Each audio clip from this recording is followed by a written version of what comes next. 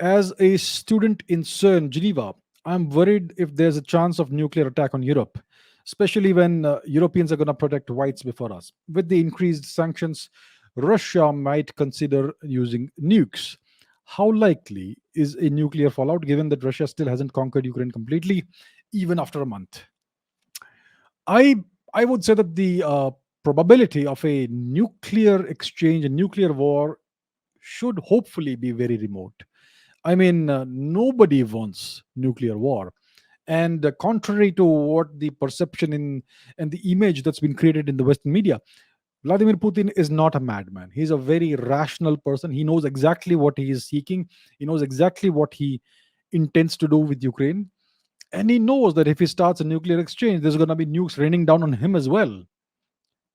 So, and everyone knows that a nuclear war is lose lose for everybody. Nobody wins a nuclear war.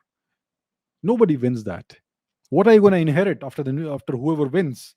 You're going to inherit a nuclear wasteland. So I do not foresee. Well, I hope, and I think it's quite unlikely that a nuclear exchange would happen. And if there is maybe one or two nuclear weapons being detonated by mistake or whatever, it should not really cause too much of fallout in Europe. I mean, I was in Geneva when Chernobyl happened, 1986.